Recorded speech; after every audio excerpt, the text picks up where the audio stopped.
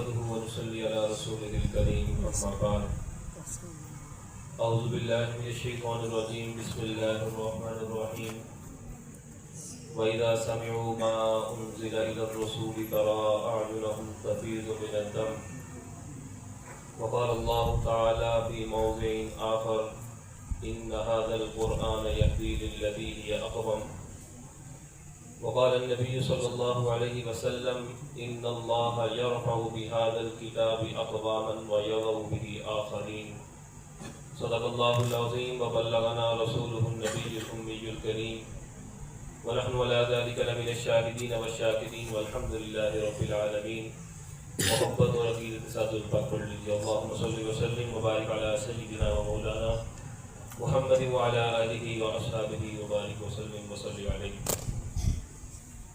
انتہائی واجب الاحترام، قابل صد اعزاز، عزیز محترم مکرم بھائیوں، دوستوں، بزرگوں، ختم قرآن کا موقع ہے اور اس ماہ مبارک کی آج پہلی تاکرات ہے۔ دعا ہے اللہ رب العزت ہم سب کا مل بیٹھنا یہاں اپنی بارگاہ میں قبول و منظور فرمائے۔ میں ختم قرآن کے موقع پر دعائیں قبول ہوتی ہیں، اور مزے کی بات یہ ہے کہ آج صرف ایک قرآن پاک کا ختم نہیں ہوا بلکہ کئی قرآن پاک آج مکمل ہوئے ہیں۔ قاری عبدالحفیظ صاحب دامت برکاتہ العالیہ نے قرآن پاک سنایا ہے، تو یہاں تراویح میں ایک پڑھا ہے، اس سے پہلے صبح یہ تیاری کرتے ہوں گے، پھر دہراتے ہوں گے، پھر کسی کو سناتے ہوں گے۔ ہر بندے کی اپنی روٹین ہوتی ہے، کم از کم ایک بندہ 6 سے 7 مرتبہ ضرور پھیرا دیتا ہے۔ تو یہاں ایک قرآن پاک کا ختم نہیں ہوا بلکہ ایک بندے کا کم از کم 7 قرآن پاک کا بھی ختم ہوا ہے، اور مجھے پتا چلا ہے کہ یہاں 4-5 بچوں نے بھی قرآن پاک سنایا ہے۔ تو یہ عام مجلس نہیں ہے، دعاؤں کی قبولیت کی مجلس ہے، اس لیے ذوق کے ساتھ بیٹھیں۔ میرے عزیزوں، اللہ رب العزت نے اشرف المخلوقات انسان کی رہنمائی کے لیے انبیاء کرام علیہم الصلاۃ والتسلیم کو اس دنیا میں بھیجا ہے، اور ہمارا یہ عقیدہ ہے کہ اللہ نے اپنے ہر نبی کی نبوت کو پختہ، مضبوط اور مؤکد کرنے کے لیے اس نبی کو کوئی نہ کوئی معجزہ عطا کیا ہے۔ حضرت آدم علیہ السلام سے لے کر حضرت عیسیٰ علیہ السلام تک جتنے انبیاء بھی آئے ہیں، اب چونکہ تمام انبیاء کی نبوت اور رسالت وقتی تھی، مخصوص تھی، محدود تھی، مخصوص علاقے کے لیے تھے، مخصوص وقت کے لیے تھے، ان کی نبوت بھی چونکہ وقتی تھی تو ان کو جو معجزہ عطا کیا گیا وہ معجزہ بھی وقتی تھا۔ نبی آئے، معجزہ مل گیا، نبی دنیا سے رخصت ہوئے تو ساتھ معجزہ بھی رخصت ہو گیا۔ صرف واحد میرے اور آپ کے آقا و مولا حضرت محمد رسول اللہ صلی اللہ علیہ وسلم کی ذات گرامی ہے۔ آپ علیہ السلام مخصوص وقت کے لیے نہیں آئے، مخصوص علاقے کے لیے نہیں آئے، یا کسی قوم قبیلے کے لیے مخصوص نہیں آئے، بلکہ قیامت تک اگر کسی کی نبوت کا ڈنکا بجے گا تو میری آقا کی ختم نبوت کا ڈنکا بجے گا، اور میرے آقا کو جو معجزے عطا کیے ہیں، بے شمار اللہ نے معجزے عطا کیے ہیں، ان میں سے کچھ معجزے ایسے عطا کیے کہ حضور کے رخصت ہونے کے بعد وہ معجزے بھی اس دنیا سے رخصت ہو گئے، لیکن اللہ نے چونکہ میرے آقا کی نبوت کو قیامت تک کے لیے رکھا ہے تو کچھ معجزے ایسے بھی باقی رکھ دیے جو قیامت تک زندہ رہیں گے، اور زندہ تھے، زندہ ہیں، زندہ رہیں گے، اور آج ہر بندہ ان معجزوں کو اپنی آنکھوں سے دیکھ رہا ہے۔ ان میں سے پہلا معجزہ، چند ایک معجزے کر دیتا ہوں۔ پہلا معجزہ، جو حجاج حج کرنے کے لیے جاتے ہیں، دعا ہے اللہ رب العزت ہم سب کو بھی یہ سعادت نصیب فرما دے، سارے کہتے ہیں آمین۔ جو حجاج حج کرنے کے لیے جاتے ہیں، حج کے جملہ ارکان ادا کرتے ہیں، ان تمام ارکان میں سے حجاج ایک رکن یہ ادا کرتے ہیں کہ مینا اور عرفات میں جا کر کچھ وقت گزارتے ہیں۔ اب توجہ کی بات یہ ہے کہ مینا کا عرفات وہی ہے جو میرے آقا کے زمانے میں تھا، بلکہ میں یوں کہوں کہ جو مینا کی حدود اربع میرے آقا کے زمانے میں تھی، آج بھی وہی حدود ہے، بلکہ آج وہ جگہ کم تو ہوئی ہے لیکن زیادہ نہیں ہوئی۔ کچھ تعمیرات ہو گئی، کچھ بادشاہوں کے لیے گھر تعمیر ہو گئے، اور بھی کچھ چیز کی وجوہات کی وجہ سے وہ جگہ کم تو ہوئی ہے لیکن زیادہ نہیں ہوئی۔ اب معجزے کی بات یہ ہے، توجہ کی بات یہ ہے، تعجب کی بات یہ ہے میرے آقا کے زمانے میں سیرت کی کتابوں میں جو حجاج کی تعداد ملتی ہے وہ 1.5 لاکھ ملتی ہے. کتنی ملتی ہے؟ 1.5 لاکھ کی. اور آج کے زمانے میں ابھی گزشتہ سال 2025 میں جن حجاج نے حج کیا ان کی تعداد تقریباً 17 لاکھ ہے.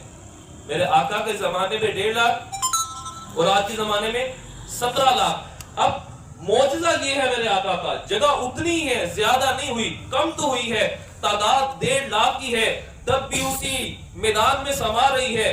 تعداد 17 لاکھ کی ہے تب بھی اسی میدان میں سما رہی ہے.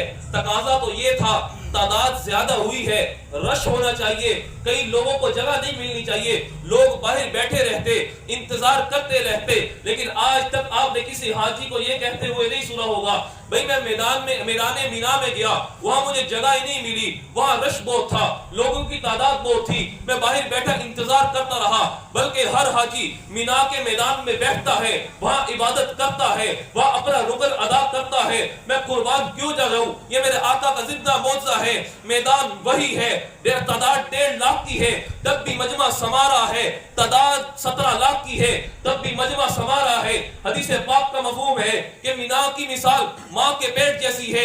پیٹ میں بچہ ایک ہو تب بھی سما جاتا ہے، بچے 5 ہو تب بھی سما جاتا ہے. ابھی نیٹ کا دور ہے، انٹرنیٹ پر ایک خبر پڑی کہ ایک عورت نے ایک وقت میں 9 بچوں کو جنم دیا. پیٹ اتنا ہی ہے، بچہ ایک ہے تب بھی جگہ اتنی ہے، بچے 9 ہیں تب بھی جگہ اتنی ہے. مینا کا میدان وہی ہے، زیادہ نہیں ہوا، کم تو ہوا ہے. تعداد 1.5 لاکھ کی ہے تب بھی مجمع سما رہا ہے، تعداد 17 لاکھ کی ہے تب بھی مجمع سما رہا ہے. کہ میرے آقا کو وہ معجزہ ہے جو کل بھی زندہ تھا، آج بھی زندہ ہے. بلند آواز سے کہہ دے سبحان اللہ. دوسرا معجزہ جو اللہ نے میرے آقا کو عطا کیا وہ ہے بقرہ عید پر میں اور آپ قربانی کرتے ہیں. گھر کے صحن میں کرتے ہیں، گھر کے کسی آنگن میں کرتے ہیں یا کسی کھلے پلاٹ میں کرتے ہیں. جو حجاج وہاں جاتے ہیں اگر حساب لگایا جائے تو 17 لاکھ حاجی ہیں، ہر بندہ ایک قربانی بھی کرے تو اس کو 17 لاکھ قربانیاں بنتی ہے. 3 دن میں 17 لاکھ قربانیاں ہوتی ہیں. 17 لاکھ میں اور آپ ایک قربانی کرتے ہیں، صبح سے لے کر شام ہو جاتی ہے، کمر بھی دوہری ہو جاتی ہے، سارے گھر والے لگتے ہیں. جب قربانی ہو جاتی ہے، جہاں قربانی کی ہے پانی سے اس جگہ کو دھوتے ہیں، صاف کرتے ہیں، دوائی چھڑکتے ہیں، کیمیکل لگاتے ہیں. لیکن آپ نے غور کیا ہوگا ان تمام چیزوں کے انتظام کے باوجود بھی اس جگہ سے پورے 1 مہینے تک قربانی کا اثر ظاہر نہیں ہوتا. گندگی ہے، بدبو ہے، تعفن ہے، اس کے اثرات نظر آتے ہیں کہ یہاں قربانی ہوئی ہے. لیکن قربان جاؤں میں اپنے مصطفیٰ کے معجزے پر، آپ جائیں وہاں پر، وہاں 17 لاکھ قربانیاں ہوتی ہیں. لیکن آپ نے دیکھا ہوگا جو حاجی وہاں سے ہو کر آئے ہیں انہوں نے دیکھا، ہم نے اپنے بڑوں سے سنا 3 دن کے اندر 17 لاکھ قربانیاں ہوتی ہیں. لیکن 3 دن کے بعد وہاں کوئی تعفن نہیں، کوئی بدبو نہیں، کوئی گندگی نہیں، کوئی کتا نہیں، کوئی بلہ نہیں، کوئی چیل نہیں، کوئی کوا نہیں، کوئی مکھی نہیں، کوئی مچھر نہیں. کیوں؟ کیونکہ میرا رب کہتا ہے یہ میرا مکہ بھی محترم ہے، میرا مدینہ بھی محترم ہے، یہ ساری پاکیزہ جگہ ہے. میں اور تو ایک قربانی کرے اس کا اثر پورا مہینہ رہتا ہے. میں قربان جاؤں اپنے آقا کے معجزے پر، ادھر 3 دن کے بعد کوئی وراثت پھیلتی نہیں ہے. یہ میرے آقا کا وہ معجزہ ہے جو کل بھی زندہ تھا، آج بھی زندہ ہے. تیسرا معجزہ جو اللہ نے میرے پیارے حبیب صلی اللہ علیہ وسلم کو عطا کیا وہ ہے زمزم. ہو سکتا ہے آپ میں سے کسی کے ذہن میں سوال ہے کہ زمزم تو حضرت اسماعیل علیہ السلام کا معجزہ ہے، انہوں نے ایڑیاں رگڑی تھی، چشمہ جاری ہوا تھا، زمزم نکلا تھا. یہاں ایک بات ذہن میں رکھیے گا، معجزہ کسے کہتے ہیں؟ نبی کو نبوت ملنے کے بعد اس کے ہاتھ پر خلاف عادت واقعہ پیش آئے اس کو معجزہ کہتے ہیں. اگر نبی کو نبوت ملنے سے پہلے اس کے ہاتھ پر خلاف عادت واقعہ پیش آئے اس کو ارحاس نبوت کہتے ہیں، معجزہ نہیں کہتے. حضرت اسماعیل علیہ السلام چھوٹے ہیں، بچے ہیں، ایڑیاں رگڑی ہیں، چشمہ جاری ہوا ہے، زمزم نکلا ہے، تو یہ اسماعیل علیہ السلام کا معجزہ نہیں بلکہ کیا ہے؟ ارحاس ہے. اب حضور صلی اللہ علیہ وسلم اپنے زمانے میں صحابہ کے ساتھ زمزم کے کنویں میں تشریف لائے، بلکہ حضرت خواجہ عبد المطلب ان کے زمانے میں یہ کنواں مٹی سے بھر چکا تھا، اس کا نام و نشان ختم ہو چکا تھا. حاجی عبد المطلب نے کچھ تاریخی آثار اور نقوش کی بنا پر اس کنویں کو دریافت کیا، اس کی کھدوائی کروائی، اس کو صاف کروایا، پانی جاری ہو گیا۔ حضور صلی اللہ علیہ وسلم اپنے زمانے میں صحابہ کے ساتھ اس کنویں پر تشریف لاتے ہیں۔ حضور اپنے صحابہ کو کہتے ہیں ایک پیالہ لے کر آؤ، صحابہ پیالہ پیش کرتے ہیں، حضور زمزم سے بھرتے ہیں، حضور کی خدمت میں پیش کیا جاتا ہے، وہ پیالہ حضور آدھا پیتے ہیں، آدھا چھوڑ دیتے ہیں۔ صحابہ عرض کرتے ہیں یا رسول اللہ آپ نے آدھا پیا، آدھا چھوڑ دیا، اس آدھے بچے ہوئے کا کیا کرنا ہے؟ حضور فرماتے ہیں اس آدھے بچے ہوئے پانی کو واپس زمزم کے کنویں میں ڈال دو۔ صحابہ جب پانی کو ڈال دیتے ہیں، حضور لوگوں کو مخاطب کر کے فرماتے ہیں لوگوں یاد رکھنا اب مجھ محمد کا جھوٹا اس کنویں میں پڑ چکا ہے، قیامت تو آ سکتی ہے، اب اس پانی کی سطح کم نہیں ہو سکتی۔ آپ نے دیکھا، میں نے دیکھا، اور ریسرچ کیجئے گا، دنیا کے اندر سب سے زیادہ استعمال ہونے والا پانی زمزم کا ہے۔ ایک سیکنڈ میں 20 لیٹر پانی استعمال ہوتا ہے، اور اب حساب لگائے روزانہ کی بنیاد پر کتنا پانی استعمال ہوتا ہے۔ اور حضور کے زمانے سے آج تک 1450 سال گزر گئے ہیں، کتنا پانی استعمال ہو گیا ہے، لیکن اس پانی کی سطح آج کم نہیں ہوئی۔ اور میرے عزیزوں، پیر محل والوں، ایک جملہ دل پر رکھیے گا اور سنیے گا، توجہ کیجئے گا۔ کوئی حاجی حج کر کے آتا ہے، کوئی عمرہ کرنے والا عمرہ کر کے آتا ہے، وہ ہمیں ہدیے کے طور پر زمزم کی ایک شیشی دیتا ہے، زمزم کی ایک شیشی دیتا ہے۔ ہم اس کو اعتراض کرتے ہیں، گیلا کرتے ہیں، شکوہ کرتے ہیں، کہتے ہیں ہمارے لیے صرف یہی بچا تھا، فلاں کے لیے گھڑی لے کر آئے ہو، فلاں کے لیے کپڑے لے کر آئے ہو، اور فلاں کے لیے قیمتی چیزیں لے کر آئے ہو، فلاں کے لیے موبائل فون لے کر آئے ہو، کیا میرے لیے صرف یہی زمزم کا پانی بچا تھا؟ اور یارو ناقدری کیوں کرتے ہو؟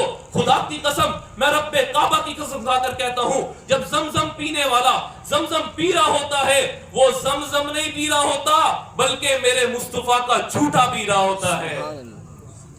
اور میرا وجدان یہ کہتا ہے، میری آقا کے ساتھ محبت یہ کہتی ہے، میرا عشق یہ کہتا ہے کہ جس امتی کے حلق سے میرے آقا کا جھوٹا گزر گیا، قیامت جہنم یا اس کا کچھ نہیں بگاڑ سکتی۔ جی ہاں، اس لیے ناقدری نہ کیجئے، دنیا کا سب سے عظیم اور قیمتی تحفہ یہ زمزم ہمیں ملتا ہے۔ اور دوسری بات، سب سے زیادہ استعمال ہونے والا پانی زمزم ہے۔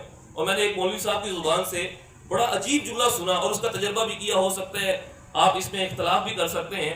وہ مولوی صاحب کہنے لگے اللہ تعالیٰ اس امت کے کسی فرد کو اس وقت تک موت نہیں دیتا جب تک اس کو زمزم پلا نہیں دیتا۔ میں نے تجربہ کیا، ہو سکتا ہے آپ اختلاف کر سکتے ہیں، یہ مجمع بیٹھا ہے، چھوٹے سے لے کر بڑا ہر وہ بندہ ہاتھ کھڑا کرے گا جس نے آج تک زمزم کی ایک بوند بھی پی ہے۔ کس نے پی ہے؟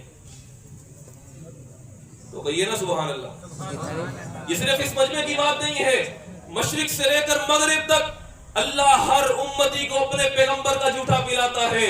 جی ہاں، میں نے عرض کیا کہ میرے آقا کا زندہ معجزہ ہے، 1450 سال گزرنے کے باوجود بھی ہر بندے نے اس پانی کو پیا، ہر بندے نے اس کو استعمال کیا، مشرق سے لے کر مغرب تک ہر گھر میں پانی پہنچتا ہے، ہر امتی پانی پیتا ہے۔ لیکن معجزہ یہ ہے اتنے سال گزرنے کے باوجود بھی پانی کی سطح کم نہیں ہوئی، تو پھر مجھے کہنے دیجئے نا، یہ میرے آقا کا وہ معجزہ ہے جو کل بھی زندہ تھا، آج بھی زندہ ہے۔ بلند آواز سے کہہ دے سبحان اللہ۔ تھکے تو نہیں بیٹھے؟ یا میری سمجھ نہیں آ رہی؟ کوئی ایسا اگر کوئی بات ہے تو بتائیے گا۔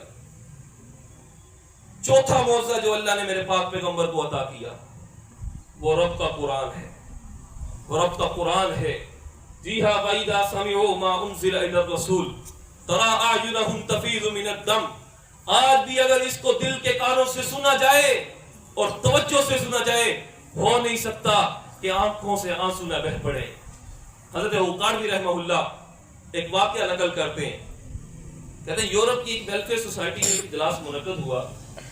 اب اس میں انہوں نے آپس میں مشورہ کیا کہ یہ مذاہب کے نام سے لڑائی جھگڑے ہوتے ہیں، فساد ہوتے ہیں، ہر بندہ کہتا ہے میرا مذہب سچا ہے، میرا مذہب سچا ہے، میرا مذہب سچا ہے، کیوں نہ ایسا ہو کہ ان کے درمیان کوئی ایسا فیصلہ کیا جائے کہ تمام مذاہب والوں کے درمیان فیصلہ کر کے تمام کو ایک مذہب پر اکٹھا کر دیا جائے۔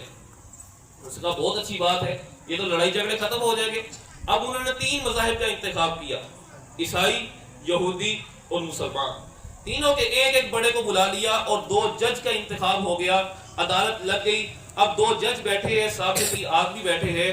جج نے اب پہلا سوال ان سے کیا، کہا مذہب وہ ہوتا ہے جو کسی نہ کسی نبی کے ساتھ منسلک ہو، منسوب ہو، جڑا ہوا ہو، تم بتاؤ تمہارا مذہب کس کے ساتھ منسلک ہے؟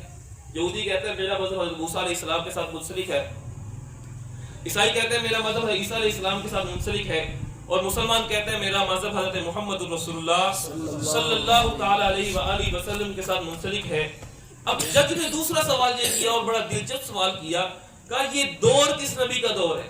یہ دور کس نبی کا دور ہے؟ یہودی کہتے ہیں میرے نبی کا دور ہے، عیسائی کہتے ہیں میرے نبی کا دور ہے، مسلمان کہتے ہیں میرے نبی کا دور ہے۔ جج کہتا ہے کہ بات ایسے نہیں ہوگی، بات دلیل کے ساتھ ہوگی، بات دلیل کے ساتھ ہوگی۔ بھئی دلیل کیا ہے؟ جج نے کہا جس نبی کا یہ دور ہوگا اس نبی کا معجزہ بھی آج اس زمانے میں موجود ہوگا اور زندہ ہوگا۔ مثال کے طور پر اگر تمہیں حضرت موسیٰ علیہ السلام کا عصا پوری دنیا میں چکر لگانے کے بعد کسی عجائب گھر میں مل بھی جائے تو کیا آج بھی وہ اسدہ بن سکتا ہے؟ یا حضرت عیسیٰ علیہ السلام کا کوئی معجزہ مل جائے، کوئی ایسی چیز مل جائے، آج بھی وہ اپنا اثر دکھا سکتی ہے؟ یہودی بھی خاموش ہے، عیسائی بھی خاموش ہے، مسلمان دھڑلے سے اٹھتا ہے، مسجد کی الماری سے قرآن کریم اٹھا کر لاتا ہے اور پورے مجمع میں لہرا کر رہ کہتا ہے یہ دیکھو یہ میرے نبی کا وہ معجزہ ہے جو کل بھی زندہ تھا، آج بھی زندہ ہے، یہ کل بھی اپنے اندر اثر رکھتا تھا، آج بھی اپنے اندر اثر رکھتا ہے، یہ کل بھی انقلاب لاتا تھا، آج بھی انقلاب لاتا ہے، یہ کل بھی لوگوں کے دل بدلتا تھا، آج بھی لوگوں کے دل بدلتا ہے، یہ کل بھی اپنے اندر تاثیر رکھتا تھا، آج بھی اپنے اندر تاثیر رکھتا ہے، کل بھی اس کے لاکھوں حافظ تھے، آج بھی اس کے کروڑوں حافظ ہیں، کل بھی اس کے ہزاروں عالم تھے، آج بھی اس کے کروڑوں حافظ ہیں۔ جی ہاں، یہ میرے نبی کا وہ معجزہ ہے جو کل بھی زندہ تھا، آج بھی زندہ ہے۔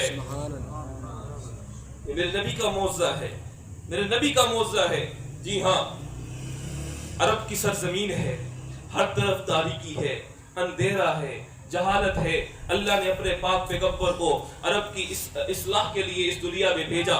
حضور صلی اللہ علیہ وسلم نے ایک خالق کی دعوت دی، لا الہ الا اللہ، آ جاؤ اس کی طرف۔ خالق بھی وہی، مالک بھی وہی، رازق بھی وہی۔ اب لوگ آہستہ آہستہ جڑنا شروع ہوئے، جہاں لوگ قریب ہوتے گئے وہیں دشمنوں کی تعداد بھی بڑھتی گئی۔ ایک دن دشمنوں نے مشورہ کیا کیوں نہ ایسا ہو، یہ جو نبوت کا دعویٰ کرتا ہے، یہ جو 360 کی نفی کرتا ہے، یہ جو ایک کی طرف بلاتا ہے، کیوں نہ ایسا ہو اس کا خاتمہ کر دیا جائے۔ ایک نے مشورہ دیا اس کو جلا وطن کر دیا جائے، ایک نے مشورہ دیا اس کو قید کر لیا جائے۔ حضرت عمر ابھی ایمان نہیں لائے، اسلام قبول نہیں کیا، کہا آج میں گلشن نبوت کو اجاڑ ڈالوں گا، آج میں چراغ نبوت کی روشنی کو ختم کر ڈالوں گا۔ غصے میں نکلتے ہیں، ننگی تلوار پکڑی ہوئی ہے، اب راستے میں جا رہے ہیں، مقصد یہ ہے مسلمانوں کے نبی کو آج نعوذ باللہ قتل کر ڈالوں گا۔ راستے میں ایک شخص سے ملاقات ہوتی ہے، عمر کہاں جاتے ہو؟ بڑے جلال میں ہو، بڑے غصے میں ہو، کہا آج چراغ نبوت کو اجاڑ ڈالوں گا، آج چراغ نبوت کی روشنی کو ختم کر ڈالوں گا، آج گلشن نبوت کو ختم کر ڈالوں گا، آج اصحاب کو نبی سے جدا کر دوں گا، آج امت کو نبی سے جدا کر دوں گا۔ حضرت عمر غصے میں ہے، اس شخص نے کہا پہلے نبی کو بعد میں دیکھنا، اپنے گھر کی حالت دیکھو، تمہاری بہن بھی ایمان لے آئی، تمہارا بہنوئی بھی ایمان لے آیا۔ حضرت عمر نے وہیں سے قصد اپنے گھر کا کیا، آ کر دستک دی، سنا اندر کسی چیز کو پڑھا جا رہا ہے، کسی چیز کی تلاوت کی جا رہی ہے۔ بہن دروازہ کھولتی ہے، حضرت عمر ظلم کرنا شروع کرتے ہیں، مارنا شروع کرتے ہیں، بہنوئی کو مارتے ہیں، بہن کو مارتے ہیں، بہن ہے مار کھائی جا رہی ہے، ظلم برداشت کیے جا رہی ہے، لیکن کلمہ نہیں چھوڑتی، محمد عربی کا دامن نہیں چھوڑتی، ایمان پر قائم ہے، استقامت پر قائم ہے۔ جی ہاں، کلمہ بلند کر رہی ہے، قرآن کی تلاوت کر رہی ہے۔ حضرت عمر کنفیوز ہے، یہ چھوڑتی کیوں نہیں ہے؟ حضرت عمر کی بہن کہتی ہے اگر تو خطاب کا بیٹا ہے، میں بھی خطاب کی بیٹی ہوں، جس ماں کا دودھ تو نے پیا اسی ماں کا دودھ میں نے پیا، اگر تو ظلم کرنے سے باز نہیں آتا میں بھی ظلم سہنے سے باز نہیں آ سکتی۔ حضرت عمر پریشان ہے، کنفیوز ہو گئے، میرے سامنے تو بڑے سے بڑا پہلوان نہیں ٹکتا تھا، کون سی چیز ہے جو بہن کو ظلم سہنے پر جو ہے تیار کر رہی ہے؟ اب بہن سے کہا، دل نرم پڑا، اب غصہ ٹھنڈا ہوا، بہن کو کہا دکھاؤ تو صحیح کون سی چیز ہے جس کو تم پڑھ رہی تھی، اور کون سی چیز ہے جس کی لذت نے تم کو اتنا آگے پہنچا دیا ہے کہ تمہیں میرا ظلم محسوس ہی نہیں ہو رہا۔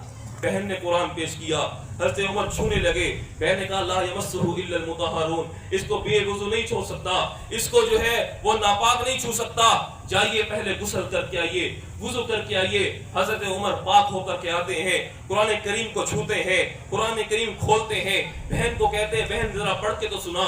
بہن قرآن کی تلاوت کو شروع کرتی ہے، طٰہٰ ما انزلنا علیک القرآن لتشقیٰ الا تذکرۃ لمن یخشیٰ، قرآن کی تلاوت کی جا رہی ہے، رب کا قرآن پڑھا جا رہا ہے۔ ادھر عمر بن خطاب کے دل پر انقلاب آ رہا ہے، دل کی حالت تبدیل ہو رہی ہے۔ حضرت عمر بن خطاب کہتے ہیں مجھے اپنے نبی کی خدمت میں لے کر جاؤ۔ حضرت عمر نبی کی خدمت میں جاتے ہیں، ایمان قبول کرتے ہیں، اسلام لے آتے ہیں، دار اسلام میں داخل ہو جاتے ہیں۔ سوال کرنے والا سوال کرتا ہے یہ تو بڑا جری انسان تھا، بڑا غصے والا تھا، بڑا جلال والا تھا، یہ تو قتل کرنے کے لیے آیا تھا، یہ تو اپنا بن گیا، یہ تو دشمن تھا لیکن عاشق بن گیا، یہ تو دشمن تھا آج محب بن گیا، پہلے دشمن جان لینے آیا تھا اب جان دینے کے لیے آ گیا ہے۔ سوال کرنے والا سوال کرتا ہے کون سی چیز تھی جو عمر کے دل میں انقلاب برپا کر دیا جس نے؟ تو جواب ایک ہی ہے، وہ یا دعائے نبوی تھی یا یہ قرآن تھا جس نے حضرت عمر کے دل میں انقلاب برپا کر دیا۔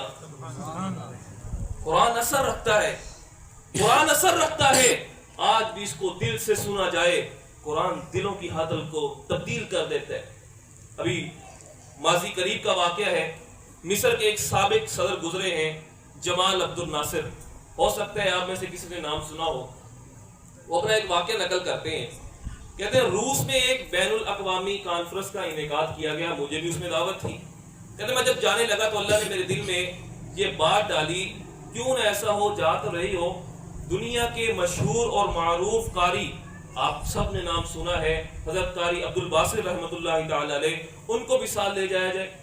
تو کہتے ہیں میں نے قاری صاحب کی خدمت میں عرض کیا، قاری صاحب بھی تیار ہو گئے، اب دونوں روس گئے، اب کانفرنس میں ہم بیٹھ گئے، 3 روزہ کانفرنس تھی۔ ایک دن کہتے ہیں کانفرنس کے درمیان چائے کا وقفہ ہوا، تمام سربراہان بیٹھ گئے، بات چیت شروع ہوئی، گپ شپ شروع ہوئی، ہیلو ہائے ہونے لگی۔ کہتے ہیں میں نے سوچا موقع اچھا ہے، ان پر وار کرنا چاہیے، موقع دیکھ کر جمال عبد الناصر کہتے ہیں میں نے تمام کو مخاطب کیا اور کہا یارو میں تمہیں کوئی ایسی چیز نہ سناؤں کہ تم اس کو سننا، یہ نہیں کہا کہ قرآن سنانے لگا ہوں، یہ کہا ایک چیز سنواؤں گا، اس کو سننا، اس کا لطف لینا، مزہ اٹھانا اور پھر مجھے بتانا وہ کیسی تھی۔ کہتے ہیں کیوں نہیں سناؤ؟ جمال عبد الناصر کہتے ہیں میں نے قاری عبد الباسط صاحب کو اشارہ کیا، قاری صاحب قرآن پڑھنا شروع کیجئے۔ کہتے ہیں قاری صاحب نے اپنے انداز میں کانوں پر ہاتھ رکھا، اپنے انداز میں قرآن کی تلاوت شروع کی، سورہ رحمان شروع کی، الرحمن علم القرآن، قرآن کریم کی تلاوت کو شروع کی۔ جمال عبد الناصر کہتا ہے وہاں قاری صاحب نے رب کا قرآن پڑھنا شروع کیا، میں نے تمام کافروں کے چہروں کو پڑھنا شروع کیا۔ قاری صاحب کہتے ہیں خدا کی قسم کھا کر کہتا ہوں قرآن پر ایمان میرا پہلے بھی تھا لیکن اس دن زیادہ مضبوط ہو گیا، میں نے کسی کافر کے چہرے کو ایسا نہیں پایا کہ جس کی آنکھوں سے آنسو بہ نہ پڑے ہوں۔ میں نے کہا مولا کافر ہیں، قرآن کو نہیں جانتے، ایمان کو نہیں جانتے، کلمہ نہیں پڑھا، دل میں کوئی چیز نہیں ہے، قرآن کبھی دیکھا نہیں ہے، لیکن قرآن کی تاثیر ایسی ہے کہ کافروں کو بھی رلا دیا ہے، تو پھر میں کیوں نہ کہوں یہ میرے آقا کا وہ معجزہ ہے جو کل بھی زندہ تھا آج بھی زندہ ہے۔ جی ہاں یہ اثر رکھتا ہے۔ آپ نے دیکھا قرآن کریم یہ کتاب اللہ بھی ہے، کتاب اللہ تو باقی بھی ہیں، تورات، زبور، انجیل، یہ کتاب اللہ ہے، لیکن یہ صرف اعزاز قرآن کو حاصل ہے۔ قرآن کتاب اللہ بھی ہے، قرآن کلام اللہ بھی ہے، اور باقی کتابیں صرف ایک وقت میں نازل ہوئی، ایک ہی جگہ میں نازل ہوئی۔ حضرت موسیٰ کو حکم ہوا کوہ طور پر آئیے اور اپنی کتاب تورات لے لیجئے، داؤد علیہ السلام کو حکم ہوا اپنے معبد خانے میں آئیے، اپنی کتاب زبور لے لیجئے، عیسیٰ علیہ السلام کو حکم ہوا اپنے عبادت خانے میں آئیے اور اپنی کتاب انجیل لے لیجئے۔ ایک ہی وقت میں آئی، ایک ہی جگہ میں آئی اور ایک ہی مرتبہ آ گئی۔ آپ نے دیکھا ہوگا اتنا عرصہ گزر گیا، آج تک اس کی اصلی شکل مل سکتی نہیں ہے، اصلی تورات نہیں مل سکتی۔ اصلی زبور نہیں مل سکتی، اصلی انجیل نہیں مل سکتی، لیکن قرآن ایک وقت میں نازل نہیں ہوا، ایک جگہ میں نازل نہیں ہوا، ایک ہی مرتبہ میں نازل نہیں ہوا، مختلف زمانوں میں نازل ہوا، مختلف جگہوں میں نازل ہوا، مختلف جگہوں میں نازل ہوا، مختلف جو ہے وہ علاقوں میں نازل ہوا، مختلف زمانوں میں نازل ہوا۔ کبھی مکے میں نازل ہو رہا ہے، کبھی مدینے میں نازل ہو رہا ہے، کبھی غزوات میں نازل ہو رہا ہے، کبھی سفر میں نازل ہو رہا ہے، کبھی حضر میں نازل ہو رہا ہے، کبھی دن میں نازل ہو رہا ہے، کبھی رات میں نازل ہو رہا ہے، کبھی اماں عائشہ کے بستر پر نازل ہو رہا ہے۔ جی ہاں، یہ ایک وقت میں نہیں آیا، مختلف زمانوں میں آیا، مختلف وقتوں میں آیا، مختلف جگہوں میں آیا، اور آ کر ایسا جڑا اب قیامت تو آ سکتی ہے، اس کا کوئی ایک رکوع کیا، ایک لفظ کیا، ایک حرف کیا، ایک جملہ کیا، ایک آیت کیا، اس کی ایک زبر زیر پیش کو بھی آگے پیچھے نہیں کر سکتا۔ جی ہاں، اس کی حفاظت کا ذمہ اللہ نے لیا ہے، اور یہ میرے نبی کا وہ معجزہ ہے جو کل بھی زندہ تھا، آج بھی زندہ ہے۔ یہ کل بھی اپنے اندر تاثیر رکھتا تھا، آج بھی اپنے اندر تاثیر رکھتا ہے۔ آپ نے دیکھا قاری صاحب نے قرآن کریم سنایا، پیچھے لوگ کھڑے ہوتے ہیں، قاری صاحب جھوم جھوم کر پڑھ رہے ہوتے ہیں اور لوگ توجہ سے سن رہے ہوتے ہیں۔ ہوتا یہ ہے لوگوں کو سمجھ نہیں آتی اکثر کیا پڑھا جا رہا ہے، کیوں؟ کیونکہ ترجمہ نہیں پتا، اب اس کی تفسیر نہیں پتا، لیکن اس کے باوجود لوگوں کو لطف آ رہا ہوتا ہے، مزہ آ رہا ہوتا ہے، توجہ سے سن رہے ہوتے ہیں، کیونکہ یہ میرے نبی کا وہ معجزہ ہے جو کل بھی زندہ تھا، آج بھی زندہ ہے۔ تو اس لیے میرے عزیزوں، گزارش یہ ہے کہ اپنی نسبت قرآن کے ساتھ کیجئے، اپنی نسبت قرآن کے ساتھ کیجئے۔ جہاں یہ کتاب عظمتوں والی ہے، وہیں جو اپنی نسبت اس قرآن کے ساتھ کرتا ہے وہ بھی عظمتوں والا ہو جاتا ہے۔ تھک تو نہیں گئے آپ حضرات؟ جتنا وقت ملا انشاءاللہ اس کے اندر میں انشاءاللہ کلوز کر دوں گا۔ مجھے یوں محسوس ہو رہا ہے کہ آپ تھکے ہوئے ہیں، تو ذرا آپ ایک بلند آواز سے سبحان اللہ تو کہہ دیں۔ جاگ رہے ہیں ماشاءاللہ۔ میں عرض کر رہا ہوں کہ اپنی نسبت قرآن کے ساتھ کریں، قرآن کے ساتھ محبت کریں۔ ایک اللہ والے سے میں نے یہ واقعہ سنا، تحقیق تو نہیں ہے، پڑھا بھی نہیں ہے، لیکن واقعہ سنا ہے، تو اب فضائل کے درجے میں بھی آگے نقل کر دیتا ہوں، سنا دیتا ہوں۔ وہ اللہ والے کہنے لگے ایک پیر صاحب کا انتقال ہوا۔ جب ان کا انتقال ہوا، ان کے چند خاص مریدوں کے خواب میں ان پیر صاحب کی زیارت ہوئی۔ اب کیا دیکھتے ہیں پیر صاحب کی اللہ نے بخشش کر دی ہے، اللہ تعالیٰ نے بڑا اچھا معاملہ کیا ہے، پیر صاحب جنت میں ہیں اور جنت کی نعمتوں کے مزے لوٹ رہے ہیں، لیکن ساتھ وہ یہ بھی دیکھتے ہیں کہ پیر صاحب کی تو مغفرت ہوئی ہے، جنت میں موجود ہے۔ دیکھتے ہیں ایک سادہ سا آدمی ہے، سادہ سا بابا سا ہے، وہ بھی ان پیر صاحب کے ساتھ جنت میں نعمتوں کے مزے لوٹ رہا ہے۔ اب صبح جب سارے بیدار ہوئے، تین چاروں نے اپنا خواب سنایا، تو انہوں نے آپس میں مشورہ کیا، پیر صاحب کی تو سمجھ آتی ہے، لیکن وہ جو سادہ سا بابا تھا وہ کون تھا کہ اللہ نے اتنا مقام دیا، اپنے ولی کے ساتھ جنت میں جگہ دے دی اور جنت کی نعمتوں کے مزے لوٹ رہے ہیں۔ اب ان کے دل میں یہ شوق پیدا ہوا، اشتیاق ہوا، کیوں نہ ایسا ہو کہ اس بابا جی کو بھی تلاش کیا جائے اور ان کے عمل کو بھی تلاش کیا جائے۔ اب پتہ کرتے کرتے کچھ دن گزرے اور مختلف جگہوں سے پتہ کیا، ایک گھر پہنچے، دروازے پر دستک دی، بوڑھی اماں باہر نکلی اور حلیہ ان کو بتایا گیا۔ وہ بوڑھی اماں کہنے لگی یہ تو میرے شوہر تھے، کہاں وہ کہاں ابھی کہاں ہے؟ کہنے لگے ان کی تو وفات ہو گئی ہے، فوت ہو گئے ہیں۔ تو وہ نوجوان کہنے لگے ان بابا جی کا کوئی خاص ایسا عمل جو آپ کو یاد ہو؟ ہم نے دیکھا اللہ نے ان کے ساتھ بڑا اچھا معاملہ کیا ہے، اللہ نے ان کو جنت میں ٹھکانہ دے دیا ہے، وہ جنت میں نعمتوں کے مزے لوٹ رہے ہیں، کوئی خاص عمل ان کا آپ کو یاد ہو وہ ہمیں بتا دیں۔ وہ بڑی اماں کہنے لگی مجھے ان کا کوئی خاص عمل تو یاد نہیں ہے، سادہ سا آدمی تھا، دیہاتی تھا، پڑھا لکھا بھی نہیں تھا، کچھ پڑھنا لکھنا بھی نہیں آتا تھا، بس نمازیں پڑھ لیتا تھا اور تھوڑی بہت جو ہے وہ کما کر لے آیا کرتا تھا، ہم کھا پی لیا کرتے تھے۔ ہاں مجھے اس کا ایک خاص عمل ضرور یاد ہے، وہ پڑھا لکھا نہیں تھا، سادہ سا آدمی تھا، سادہ سا بندہ تھا، مجھے اس کا ایک خاص عمل ضرور یاد ہے، وہ صبح سویرے ضرور اٹھا کرتا تھا، ٹھنڈے پانی سے وضو کیا کرتا تھا اور وضو کرنے کے بعد قرآن کریم کو اٹھایا کرتا تھا، چوما کرتا تھا، سینے سے لگایا کرتا تھا، آنکھوں سے لگایا کرتا تھا، قرآن کے ساتھ साथ मोहब्बत का इजहार किया करता था। उसको कुरान पढ़ने नहीं आता था, उसको कुरान की तिलावत करने नहीं आती थी, लेकिन उसके बावजूद भी कुरान के साथ मोहब्बत जरूर करता था, कुरान को खोल कर बैठ जाता था, उसकी लाइनों पर और उसकी सतरों पर उंगली फेरना शुरू करता था और अल्लाह को मुखातिब कहकर ये जरूर कहा करता था कि अल्लाह जो तूने फरमाया है ये भी हक फरमाया है, ये भी सच फरमाया है, ये भी हक फरमाया है, ये भी सच फरमाया है। मुझे उसका यही खास अमल याद है, वो कुरान से मोहब्बत किया करता था। वो नौजवान समझ गए यही वजह है, यही कुरान से मोहब्बत का नतीजा है कि आज अल्लाह ने उसको जन्नत में मजे लूटने का मौका अता कर दिया है। ये कुरान के साथ मोहब्बत है, निस्बत है। जी हाँ मेरे अजीजों, आपने एक मामूली सा कपड़ा लिया होगा, आप एक कपड़ा खरीदते हैं, उस कपड़े के 2 टुकड़े कर लेते हैं, एक टुकड़े को निस्बत सफाई के साथ करते हैं, गंदगी भी साफ कर रहे हैं, पोछा भी फेर रहे हैं, पाँव के नीचे रौंद भी रहे हैं, कभी ख्याल नहीं आया ये फलां ब्रांड का है, इतनी कीमत का लिया था, फलां दुकान से लिया था। लेकिन उसी के साथ वाला दूसरा टुकड़ा उसकी निस्बत कुरान के साथ करते हैं, उसका गिलाफ बनाते हैं। गलती के साथ अगर गिर भी जाए हम उसको उठाते हैं, सीने से लगाते हैं, चूमते हैं, अल्लाह से माफी तलब करते हैं, अल्लाह माफ कर देना, हमसे इसकी बेअदबी होगी, हमसे इसकी बेकरामी होगी। हम उस कपड़े को उठाते हैं, सीने से लगाते हैं, अदब के साथ रख देते हैं। पूछने वाला पूछता है, सवाल करने वाला सवाल करता है। एक ही ब्रांड का कपड़ा था, एक ही दुकान का कपड़ा था, एक ही वक्त में लिया, एक ही कीमत का लिया, सिर्फ 2 टुकड़े किए, एक की निस्बत उधर कर दी, एक को इसके साथ जोड़ दिया, उसकी कोई परवाह नहीं करता, इसकी हर कोई इज्जत करता है। तो जवाब यही है, इसको इज्जत इसलिए मिली है क्योंकि इसकी निस्बत कुरान के साथ हो गई है। अब आपने देखा होगा मस्जिदों में अक्सर जो माहौल होता है, छोटा सा बच्चा अगर पहली सफ में आकर खड़ा हो जाए तो कोई बंदा उसको डांट भी देता है, कभी तो छोटा है पीछे सफ में जाकर खड़ा हो, तेरी पहली सफ में जगह नहीं है, हम उसको डांट कर पीछे भेज देते हैं। लेकिन कुछ अरसे के बाद वही बच्चा जिसको हमने डांट कर पिछली सफों में भेज दिया था, आज तरावी का मौका है, आज सारे इस सफ में खड़े हैं, पहली सफ में खड़े हैं, लेकिन मुसल्ले पर कोई भी नहीं खड़ा।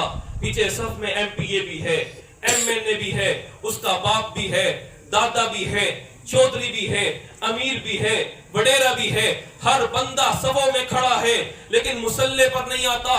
भाई मुसल्ले पर क्यों नहीं आता? तू तो एमपीए मुसल्ले पर आ, तू तो एमएनए मुसल्ले पर आ, तू तो बड़ा मालदार है मुसल्ले पर आ। भाई मुसल्ले पर क्यों नहीं आता? जगह क्यों छोड़ी है? किसके लिए छोड़ी है? फिर देखा जाता है तमाम सफों को चीरता हुआ एक बच्चा आता है जिसको आज पहली सफ से निकाला था, वो इस मुसल्ले पर खड़ा होता है, अल्लाह अकबर कहकर अलिफ लाम से अलहम से लेकर वन्नास तक हमें कुरान सुनाता है, हम उसका कुरान सुनते हैं, हम उसको इमाम बनाते हैं, मुक्तदा बनाते हैं, रहनुमा बनाते हैं, पेशवा बनाते हैं। सवाल करने वाला सवाल करता है, इसको कोई पहली सफ में जगह नहीं देता था, आज मुसल्ले पर खड़ा कर दिया। वजह क्या है? जवाब एक ही है, क्योंकि इसकी निस्बत कुरान के साथ हो गई है, कुरान के साथ हो गई है। जी हाँ, वो जो लोग थे, अभी सहाबा की निस्बत कुरान के साथ नहीं हुई, साहिबे कुरान के साथ नहीं हुई, अभी वो लोग ईमान नहीं लेकर आए। कुरान ने उनको कहा वकुंतुम अला शफा हुफरतिन मिनन नार फअनक़ज़कुम मिनहा, वो जहन्नुम के गड्ढे के किनारे खड़े थे, हो सकता था वो जहन्नुम में गिर जाते। व इन कानू मिन क़ब्ल लफ़ी ज़लालिम मुबीन, वो खुली गुमराही में पड़े थे।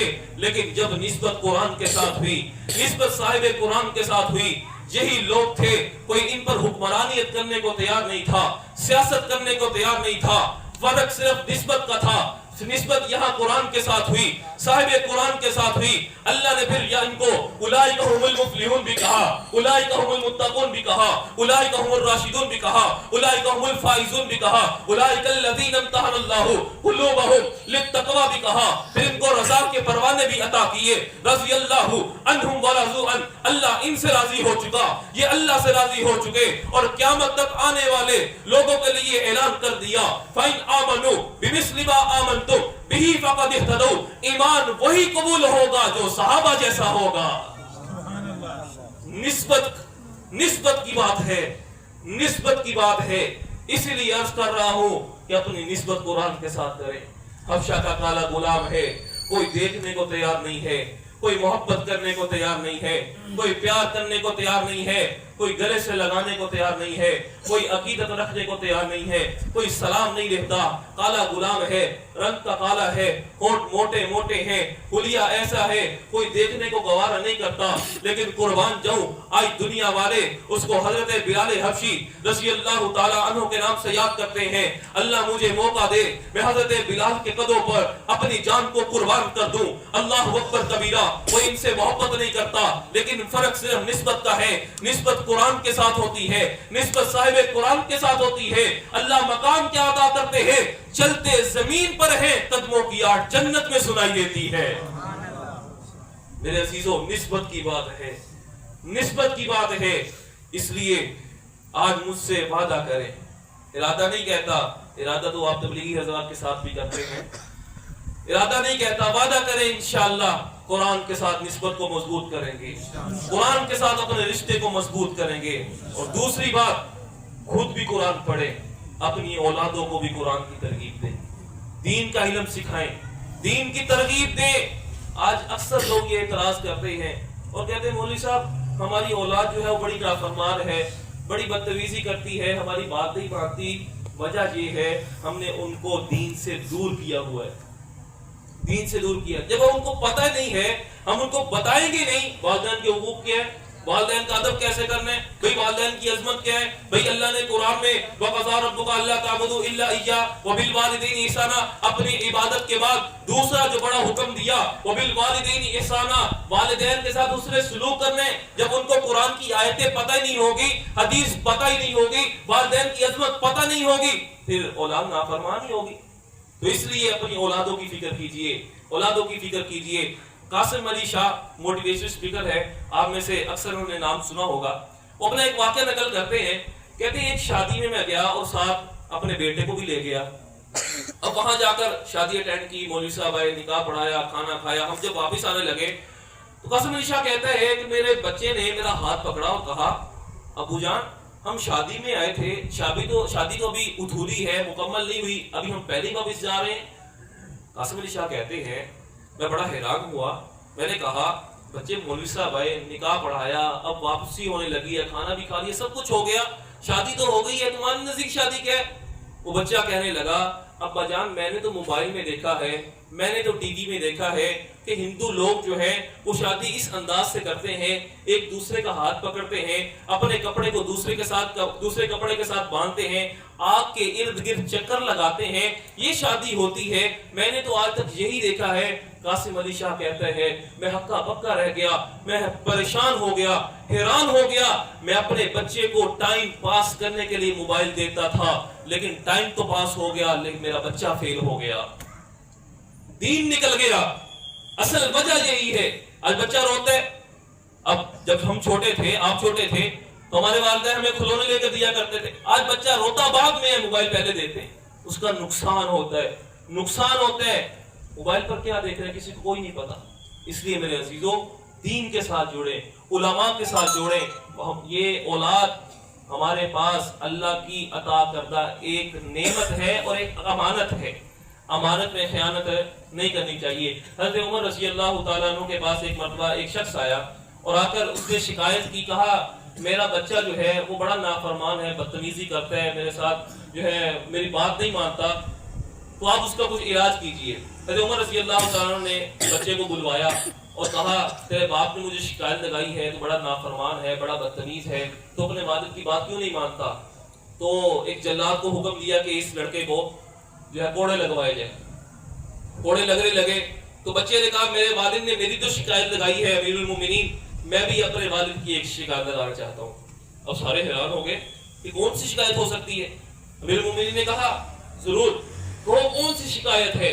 تو بچہ کہنے لگا اب خود ہی انصاف کیجئے گا، جب میں چھوٹا تھا میرے والد نے میری تربیت نہیں کی، میں تھوڑا سا بڑا ہوا، مجھے قرآن کے ساتھ نہیں جوڑا، مجھے دین کے ساتھ نہیں جوڑا، مجھے حدیث کا سبق نہیں دلوایا، جب میں اور بڑا ہو گیا میری شادی ایک نصرانی عورت کے ساتھ کر دی۔ ذرا بتائیے جب میں نے قرآن دیکھا ہی نہیں، قرآن سنا ہی نہیں، قرآن سیکھا ہی نہیں، جب میں نے دین پر عمل ہی نہیں کیا، دین والوں کے پاس بیٹھا ہی نہیں، تو بتائیے میں ادب کیسے کر سکتا ہوں؟ تو امیر المومنین نے جلاد کو حکم دیا اس لڑکے کو چھوڑو اور اس کے والد کو کوڑے لگواؤ۔ وہ اس کا باپ کہنے لگا کہ امیر المومنین مجھ سے غلطی ہو گئی. تو حضرت عمر نے اس وقت جو جملہ ارشاد فرمایا تھا، فرمایا تجھ سے غلطی نہیں ہوئی بلکہ اللہ کی عطا کردہ امانت میں تو نے خیانت کی ہے. اس خیانت کا ہم سے سوال ہوگا قیامت والے دن. تمہیں اولاد دی تھی، اس کی کیسی تربیت کی ہے. اس لیے میرے عزیزو اپنی اولاد کی تربیت کیجئے، ان کی فکر کیجئے، ان کو دیندار بنائیے. میں یہ نہیں کہتا کہ بالکل مدرسے کے ساتھ جوڑ دیے اور ڈاکٹر نہ بنائیں، انجینئر نہ بنائیں اور ان کو دنیا کی تعلیم نہ دلوائیں، لیکن دین کے ساتھ بھی اپنا رشتہ مضبوط کریں. دین کے ساتھ رشتہ مضبوط کریں. ایک وقت ان کو ضرور مدرسے میں بھیجا کریں. آج ہم پوچھتے ہیں اپنے بچوں کو اسکول گئے تھے، سبق ہوا تھا، فلاں کام کیا، فلاں کام کیا، فلاں کام کیا. کبھی یہ نہیں پوچھتے آج نماز پڑھی تھی، آج قرآن پڑھا تھا، حدیث پڑھی تھی. کبھی یہ نہیں پوچھتے.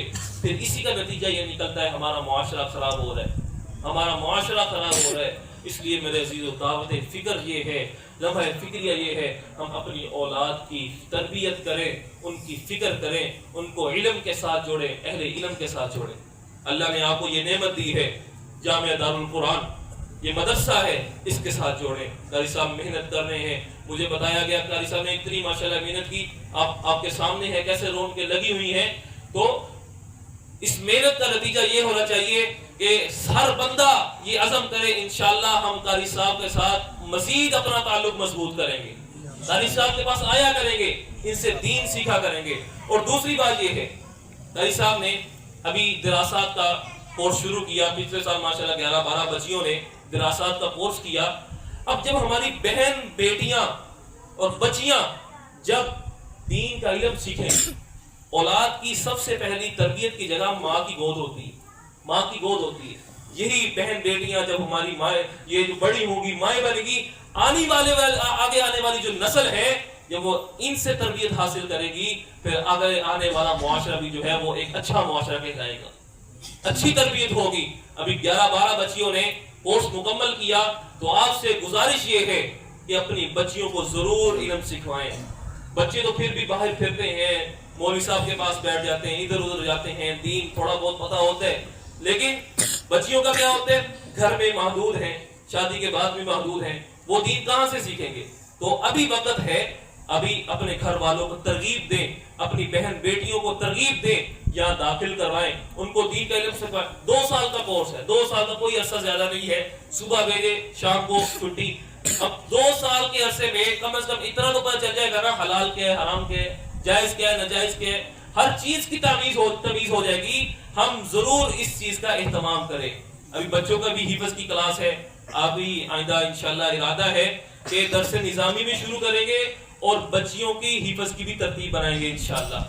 تو آپ سے گزارش یہ ہے کہ حدیث میں بھی آتا ہے نا کہ یہ قرآن پڑھنے والے کا اور حافظ قرآن کا اعزاز تو اپنی جگہ، لیکن اس کی نسبت کی وجہ سے جو حافظ قرآن کو اعزاز ملتا ہے، قیامت کا دن ہوگا.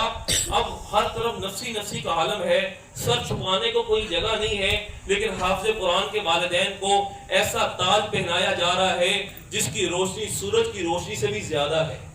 کتنا بڑا احساس ہے. ہم نے اگرچہ یہ باتیں بہت مرتبہ سن لی ہے، لیکن دل کے کانوں سے سنے اور تصور کر کے دیکھے. خدا کی قسم سب سے بڑا اعزاز یہی ہے، سب سے بڑا اعزاز یہی ہے. اب یہ نسبت کی وجہ سے ہمیں اتنا اگر اعزاز مل رہا ہے تو اس میں اور کیا ہمارے لیے سودا نفع ہو سکتا ہے. اس لیے میرے عزیزو اپنے بچوں کو دیندار بنائیں، حافظ قرآن بنائیں، عالم قرآن بنائیں، اپنے گھر والوں کو ترغیب دیں، حفظ کروائیں. دراسات اگر درس نظامی نہیں ہو سکتا، پہلے تو کوشش کریں درس نظامی میں داخل کروائیں. اگر درس نظامی نہیں ہو سکتا تو کم از کم 2 سال کا کورس اپنی بچیوں کو ضرور کروائیں گے نا انشاءاللہ. کون ارادہ کرتا ہے اپنے بچوں کو تعلیم دلوائیں گے، قرآن سکھائیں گے انشاءاللہ. اپنا تعلق قرآن کے ساتھ مضبوط کریں گے کہ نہیں کریں گے. اللہ رب العزت سے دعا ہے کہ اللہ رب العزت ہم سب کو عمل کرنے کی توفیق عطا فرمائے. ابھی ایک بچہ سبق سنائے گا، اس کا قرآن پاک مکمل ہوا ہے، تو تشریف لائے، آخری سبق سنائے گا انشاءاللہ.